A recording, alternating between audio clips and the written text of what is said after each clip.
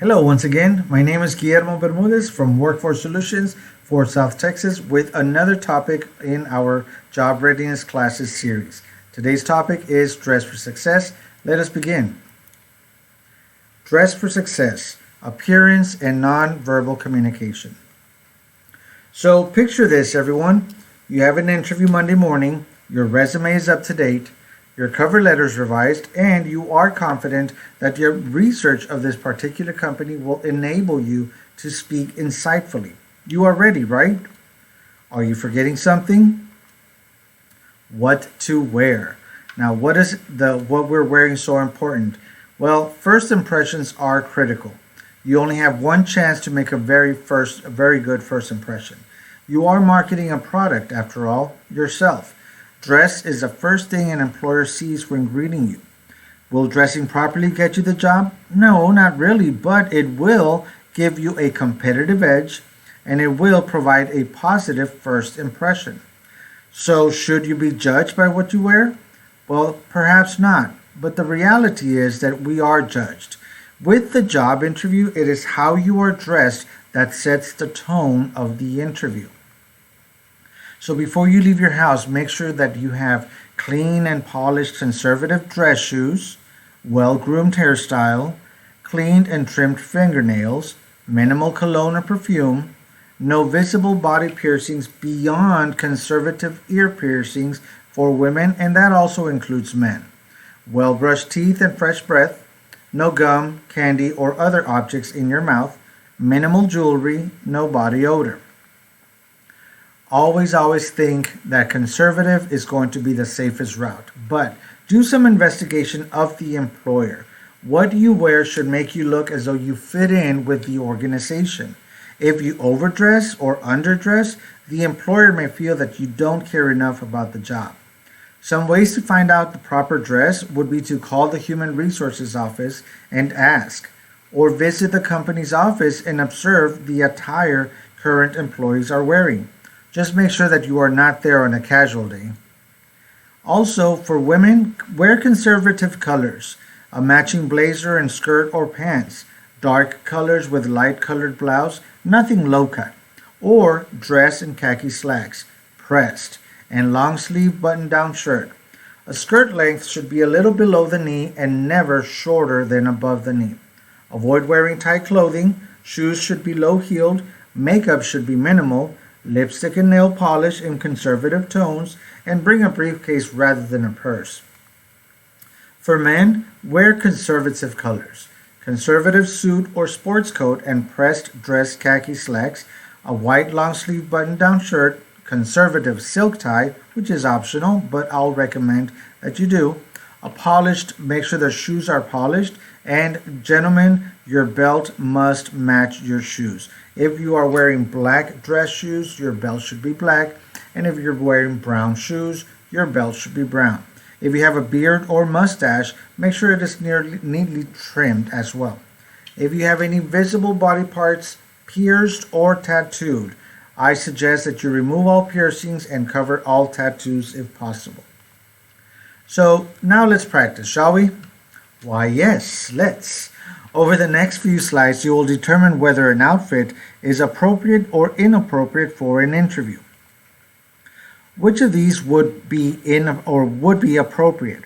Obviously, A is appropriate. B and C are not. Remember, even A can be inappropriate. If the pants are not ironed, neat, or in appearance, if they have paint on them, or if they are frayed or torn, belts should be worn with khaki pants and the shirt should be tucked in. Just some added information on wearing those pants. Now, which of these is not appropriate? Letter C is inappropriate. It is too revealing in the front. A and B would be appropriate. Of all these, which is appropriate? Well, let's take a look at each one. Letter A is backless, so not appropriate.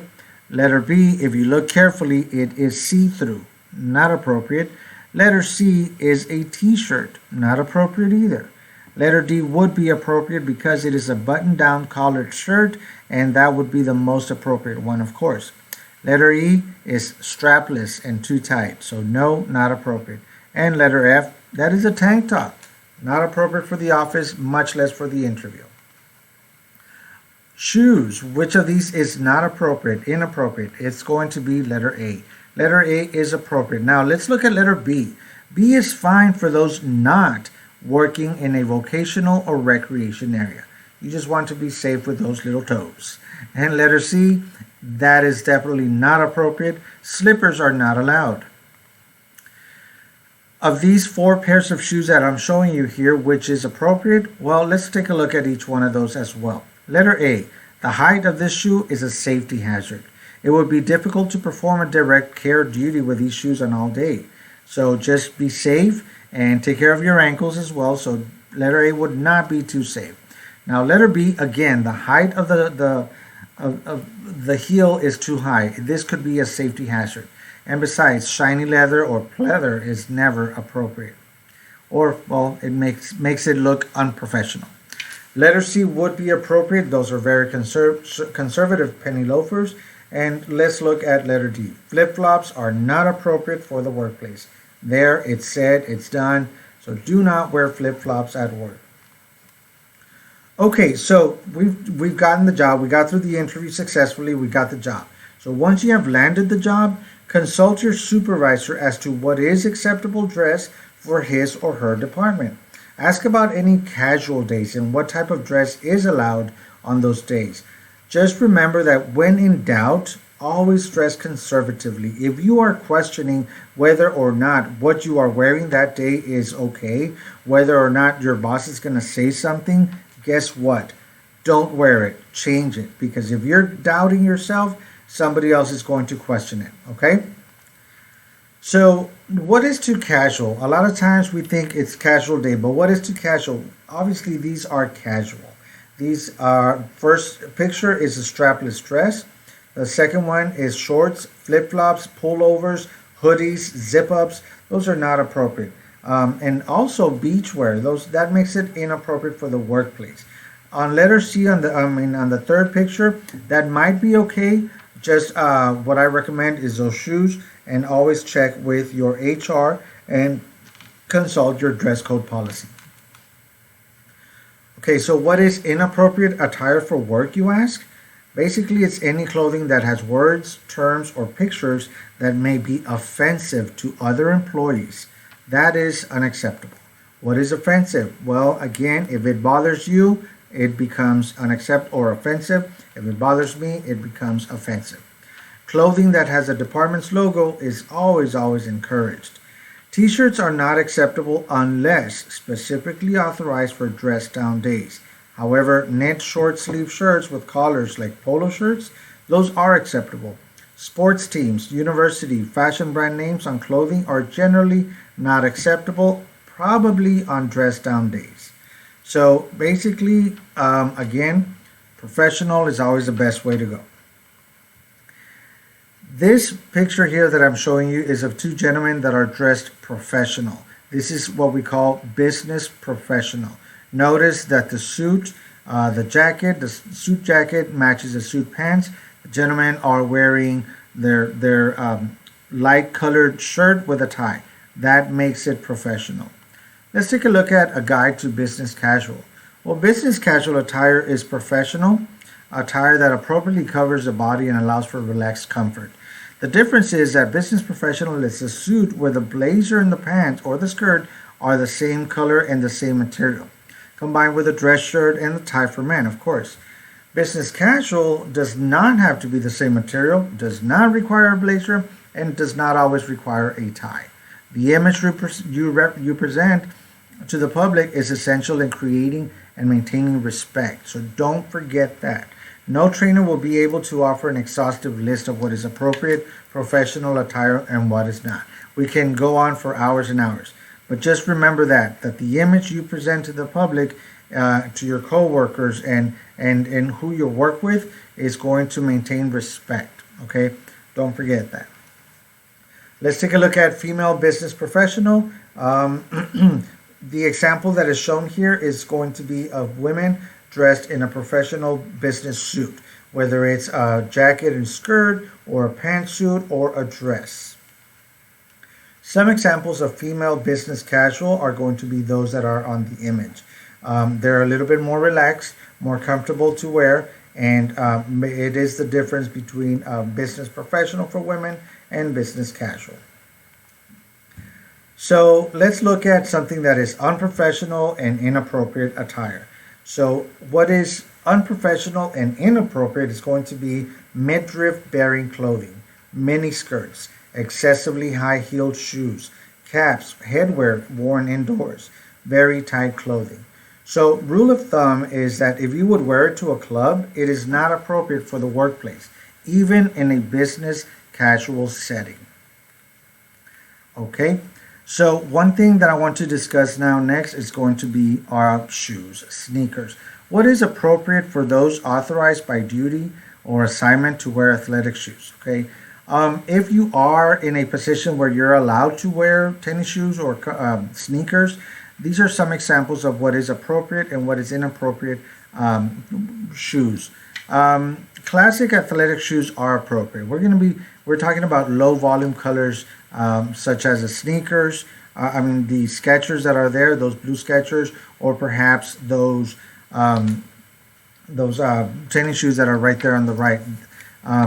Now, what is not appropriate is going to be those flashy athletic shoes. Loud colors like fluorescence and prints on shoes, those are distracting, and so they just make it not appropriate or not professional enough. High heel sneakers are inappropriate. That just totally defeats the purpose of wearing athletic shoes. I don't know what sport would allow these sneakers with high heels. Okay, it is important to remember that just because an article of clothing, jewelry, or footwear costs a lot of money, that doesn't make it appropriate for the workplace. So those flashy shoes, not appropriate. So in summarizing some of these points that we've shared, jewelry, makeup, perfume, and cologne should be in good taste. No visible body piercings other than pierced ears.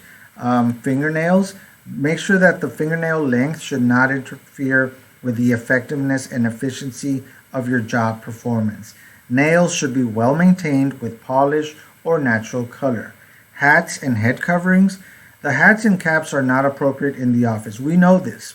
Head covers that are required for religious purposes or to honor cultural tradition, those are allowed. Those are okay.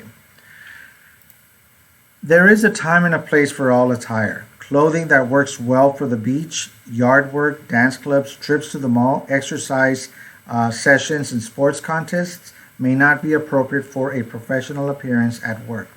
While the jacket this woman is wearing may be appropriate, jeans, sneakers, and midriff showing shirts, those are not. So be mindful of the hoop earrings also, because those could be a safety hazard depending on where you work. So let's discuss about violations of a dress code. What happens once you are working and you break the policy? There is a dress code policy, like I mentioned.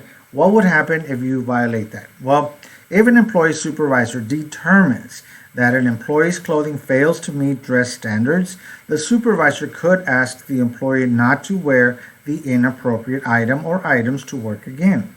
The supervisor may send the employee home to change clothes and could issue a verbal warning for the first offense. Policies about personal time use may apply. Progressive disciplinary action may be taken for further dress code violations. So if you have to ask yourself, I wonder if this would be appropriate for work, then it probably isn't appropriate for work. Always seek guidance from your supervisor when you have questions about what is appropriate to work. Ask yourself, what do I want someone to remember about me? How can I create the right first impression? Or how do I want to be perceived? Those are very good questions to ask yourself before you leave the house, okay, in the morning. Well, ladies and gentlemen, this concludes our presentation. Thank you so much for watching this presentation on YouTube. My name again is Guillermo Bermudez. If you have any questions or you want to reach out to me, my email is there, guillermo.bermudez@southtexasworkforce.org. It has been a pleasure to come to you with this presentation, and look for other presentations on YouTube channels. So our website is southtexasworkforce.org. We invite you all to join us. Facebook presentations are also done daily at 2 p.m. on our Facebook page. Thank you so much once again for joining us, and we'll see you next time.